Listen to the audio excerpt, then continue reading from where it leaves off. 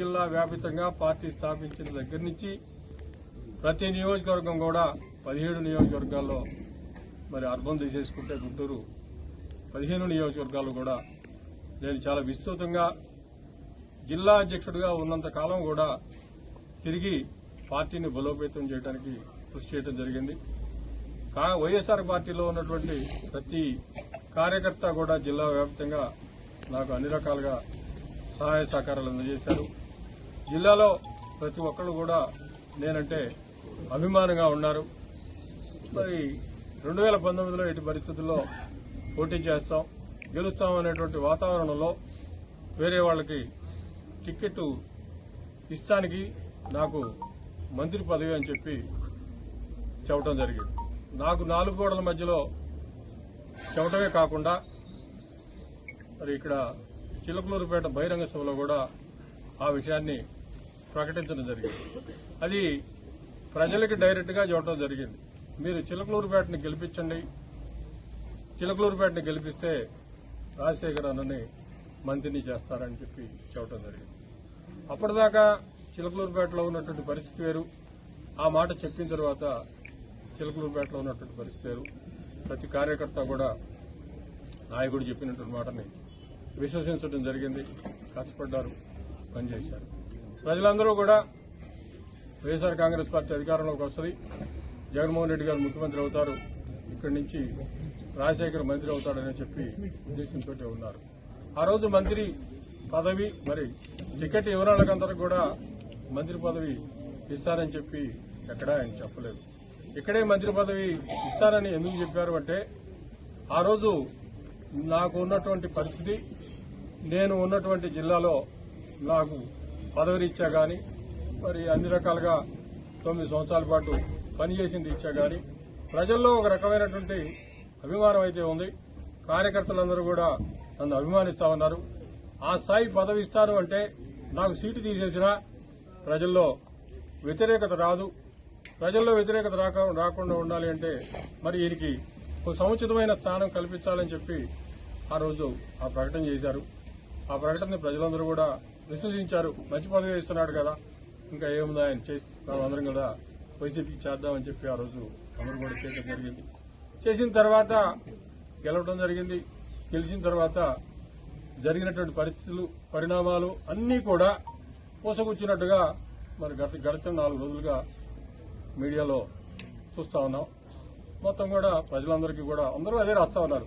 ఉన్న వాస్తవం ఏదో అదే మొత్తం రాయడం జరిగింది. ఈ 4 సంవత్సరాల కాలంలో, 5 సంవత్సరాల కాలంలో 2019 నుంచి 24 దాకా ప్రతిసారి ఎమ్మెల్సీ ఎలక్షన్లు వచ్చినప్పుడల్లా మంత్రి పదవి అయిపోయింది. ఎమ్మెల్సీ ఎలక్షన్లు వచ్చినప్పుడల్లా నా పేరు రావడం, వాళ్ళు ఈసారి నీకే ఇస్తామని చెప్పి ఎవరో ఒకళ్ళు ఫోన్ చేసి చెప్పడం, పేపర్ల నిండా రాజశేఖర్ మంత్రి ఎమ్మెల్సీ పదవి వస్తుందని చెప్పి పేపర్ వాళ్ళు రాయటం. ఈ రకంగా 4 సంవత్సరాల పాటు చివరి సంవత్సరం దాకా ఇదిగో అదిగో అని చెప్పి ప్రతిసారి కూడా ఏదో చేయటం, ఈ రకంగా చేసుకుంటా వచ్చి చివరిలో ఇచ్చారు, ఎమ్మెల్సీ ఇచ్చారు. ఎమ్మెల్సీ ఇచ్చిన తర్వాత 24 ఎలక్షన్లు వచ్చినాయి. 24 ఎలక్షన్లో కూడా ఇక్కడ ఎవరిని పెట్టుకుంటున్నారో, ఎవరిని తీసేస్తున్నారో, ఇక్కడ ఉన్నాళ్ళని పెడతారో, అసలు నేను ఒకరిని ఇక్కడ ఉన్నాను సంప్రదించాలనేటువంటిది కూడా లేదు.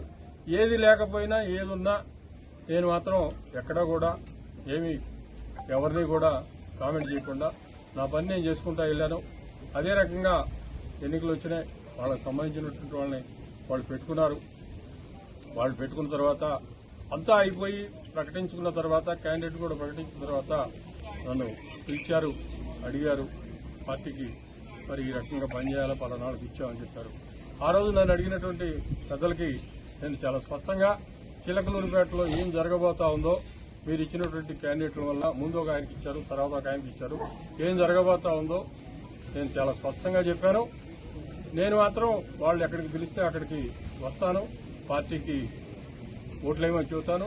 వాళ్ళు నన్ను ఏ ఊరు పిలిచినా, ఏ నియోజకవర్గంలో ఏ గ్రామంలోకి పిలిచినా నేను వెళ్తాను, టౌన్లో పిలిచినా వెళ్తాను, ఎక్కడికి వెళ్తానని చెప్పి ఎక్కడికైనా వెళ్లి పార్టీని గెలిపించమనే చెబుతాను. వాళ్ళు నన్ను ఈ రకంగా పిలిస్తే ఆ రకంగా వెళ్తాను అని చెప్పి ఆ రోజు స్పష్టంగా చేయడం జరిగింది. మరి రిజల్ట్స్ ఎట్లా ఉంటుంది అని కూడా అక్కడ పిలిచినట్టు పెద్దలు అడగడం జరిగింది.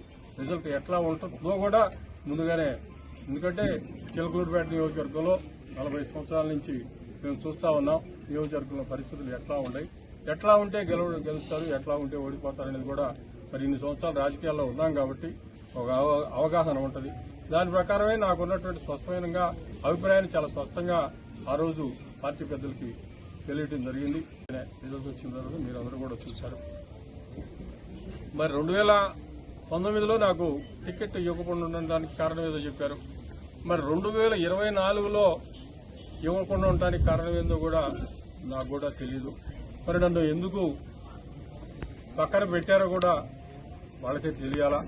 మరి నా తీసుకొచ్చి పోటీ చేయించినట్టు ముందుగా ఇచ్చినటువంటి ఆయనకి కానీ తర్వాత రెండోసారి తీసుకొచ్చినటువంటి గుంటూరు నుంచి తీసుకొచ్చినటువంటి కౌన్సిలర్ కానీ మరి వాళ్ళకి ఇక్కడ ఏముందో మరి నాకంటే ఏ రకంగా వాళ్ళు బెటర్ క్యాండిడేట్లో ఎందుకు నిర్ణయించుకున్నారో కూడా మరి నాకైతే ఎప్పుడు కూడా వాళ్ళు చెప్పెరగలేదు.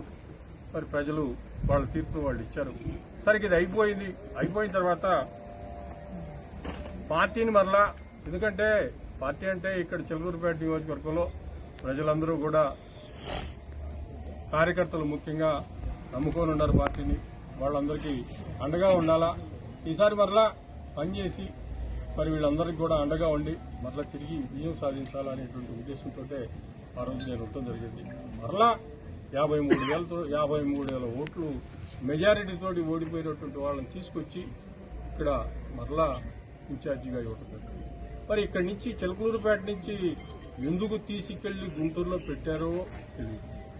చిలకలూరిపేటలో గెలిచేటట్టుగా ఉంటే మరి మార్చింది ఎందుకో, మరలా 53,000 తోటి ఓడిపోయినటువంటి వాళ్ళని తీసుకువచ్చి ఇక్కడ పెట్టడానికి కారణం ఏందో ఏ రకంగా చూసినా కూడా పేట ప్రజలకు మాత్రం అర్థమయ్యేటువంటి పరిస్థితి లేదు. దీని అంతటికీ కూడా చూస్తా ఉంటే వాళ్ళు ఎట్టి పరిస్థితుల్లో కూడా రాజశేఖర్ అనేటువంటి వాడికి ఇక్కడ ఇన్ఛార్జిగా అవకాశం వైఎస్సీపీలో కలగజేయడానికి వీల్లేదనే అభిప్రాయం మాత్రం స్పష్టమైంది. ఈ ఇన్ఛార్జిగా ఈ 53,000 తోటి ఓడిపోయినటువంటి వాళ్ళని ప్రకటించడానికి ముందు నన్ను తాడేపల్లిలో జగన్మోహన్ రెడ్డి గారు ఇంకా నాతో పాటు ఇంకా చాలా పెద్దలు కూడా ఉన్నారు. వీళ్ళందరి సమక్షంలోనే నువ్వే ఇన్ఛార్జిగా ఉండు, నీకే ఇస్తున్నామని చెప్పి కూడా ఆయన చెప్పడం జరిగింది. చెప్పిన తర్వాత మరి మంచిది చూడమన్నారు. మంచిదే ఉంది, ఇంకా 4 రోజుల్లో దసరా ఉంది కదా, దసరా ప్రకటించండి అని చెప్పి పక్కన ఉన్నటువంటి పెద్దలు అన్నారు. దసరా వచ్చింది, దసరా రోజు ప్రకటన రాలేదు. ప్రకటన రాకపోగా ఆమెకి మరలా కూడా జిల్లా నియోజకవర్గ ఇన్ఛార్జి బాధ్యతలను అప్పచెబుతున్నామని చెప్పి మాత్రం చెప్పడం జరిగింది. ఈ పరిస్థితుల్లో మేము చిలకలూరిపేట నియోజకవర్గంలో ఏ రకంగా పనిచేసి చిలకలూరిపేట నియోజకవర్గంలో పార్టీని ఏ రకంగా బలోపేతం చేసి ఏ రకంగా దాన్ని నిర్మాణం చేసి కాపాడుకుంటా వచ్చి ఈ రకంగా మేము పార్టీకి అహర్నిశలు కష్టపడి పనిచేసి చేస్తే ఈ రకమైనటువంటి పరిస్థితి తీసుకురావడం జరిగింది. మరి పార్టీలో నుంచి మరి పదవి ఇచ్చిన తర్వాత మరి ఎందుకు వెళ్తున్నాం అనేటువంటి వాతావరణం కూడా కొంతమంది పెద్దలు లేవదీయడానికి అవకాశం ఉంటుంది. పదవి ఇచ్చారా లేదా అనేది కాదు, పదవి ఇస్తే నేను రాజీనామా చేశాను అది కాదు. ఇక్కడ చిలకలూరిపేట నియోజకవర్గంలో మేము మొట్టమొదటి నుంచి పనిచేస్తా ఉన్నాం, ప్రజలకు పనిచేసాం. 40 సంవత్సరాల నుంచి నేను కానీ మా మామయ్య కానీ ప్రజల్లో ఉన్నాం. ఏ నియోజకవర్గంలో ఏ గ్రామానికి పోయినా పట్టణంలో ఎక్కడికి పోయినా మా కుటుంబం నేను కానీ ఆయన కానీ చేసినటువంటి పనులు చాలా స్పష్టంగా కనపడతాయి. ప్రతి ఒక్కళ్ళు కూడా గౌరవభావమే ఉందో తప్ప వీళ్ళు పనిచేయలేదు, ప్రజల్లో లేరు అనేటువంటి వాతావరణం ఎక్కడా కూడా లేదు. ఈ రోజు చిలకలూరిపేట నియోజకవర్గంలో మరి వైఎస్ఆర్ కాంగ్రెస్ పార్టీలో నుంచి మేము బయటికి రావడానికి కారణం మాత్రం జగన్మోహన్ రెడ్డి గారు. ఆయన యొక్క నిర్ణయాల వల్ల, ఆయన యొక్క చూసినటువంటి విధానం వల్ల, ఆయన మమ్మల్ని పార్టీలో ట్రీట్ చేసినటువంటి విధానం వల్ల మాత్రమే వస్తున్నాం తప్ప మరొకటి మాత్రం కాదు. మరి ఈ రకమైన పరిస్థితి తీసుకురావడానికి ఆయనే కారణం. మేము కాంగ్రెస్ పార్టీలో అధికారంలో ఉన్నటువంటి దాంట్లో 4 సంవత్సరాలు అధికారంలో ఉన్నదాన్ని దాన్ని వదిలిపెట్టిపోయాం. 4 సంవత్సరాలు నేను అధికారంలో ఉన్నట్టు ఆ రోజు మా కార్యకర్తలందరూ కూడా మరి ప్రజలందరూ కూడా చిలకలూరిపేట నియోజకవర్గంలో పనులు చేసుకునేవాళ్ళు, వాళ్ళు కూడా హ్యాపీగా ఉండేవాళ్ళు. 4 సంవత్సరాల అధికారాన్ని వదిలిపెట్టుకొని పోతే 2019 నుంచి 24 దాకా వైఎస్ఆర్ కాంగ్రెస్ పార్టీ అధికారంలో ఉంటే ఇక్కడ ఉన్నటువంటి వైఎస్ఆర్ కాంగ్రెస్ పార్టీ కార్యకర్తలకి నాతో పాటు వచ్చినటువంటి వాళ్ళకి ఏమి న్యాయం జరిగింది? వాళ్ళు ఏమి చేశారు? ఏమీ వాళ్ళకి న్యాయం జరగకపోగా తిరిగి కేసులు పెట్టారు. కార్యకర్తలు ఎంతో మంది కేసులు ఎదుర్కోవడం జరిగింది. చాలా దారుణమైనటువంటి విషయం. పార్టీ కోసం పనిచేయటం ఏంది, పార్టీ అధికారంలోకి రావాలని ప్రతి ఒక్క కార్యకర్త పనిచేయటం ఏంది, పనిచేసిన తర్వాత మరలా ఈ రకమైన పరిస్థితి రావటం. మరి ఇన్ని చేస్తే మరి నువ్వు ఇప్పుడు దాకా ఉండాల్సినటువంటి అవసరం ఏంటి అనే ఒక ప్రశ్న రావచ్చు. ఏదో రకంగా ఓర్చుకొని పార్టీ మారడం అంటే ఇష్టం లేనటువంటి పరిస్థితుల్లోనే మేము ఉండటానికి ప్రయత్నం చేయడం జరిగింది. ఎన్ని రకాలుగా ప్రయత్నం చేసినా మరి 2019లో ఎన్నికల ముందు ప్రామిస్ చేశాడు. ఎన్నికలు అయిపోయిన తర్వాత ప్రతిసారి ఎమ్మెల్సీ ఎలక్షన్లు వచ్చినప్పుడల్లా నీకేనని చెప్పి చెప్పడం జరుగుతూ ఉంది. ఆ తర్వాత మరలా 2024 ఎన్నికలు అయిపోయిన తర్వాత కూడా మరలా నీకే ఇన్ఛార్జ్ అని చెప్పి వేరే వాళ్ళని తీసుకొచ్చి ఇక్కడ ఈ నియోజకవర్గంలో ఇన్ఛార్జిగా పెట్టడం జరిగింది. వైసీపీ ఇచ్చినటువంటి ఎమ్మెల్సీని నేను వాలంటీరీగా రాజీనామా చేశాను. అది ఆమోదించాల్సినటువంటి బాధ్యత చైర్మన్ గారి మీద ఉంది. నేను రాజీనామా చేసే ఇంకో పార్టీలోకి వెళ్తున్నాను తప్ప ఆ పదవి తీసుకొని వెళ్తలేదు. ఆ పదవి నిలబెట్టుకోవడానికి కూడా వెళ్ళలేదు.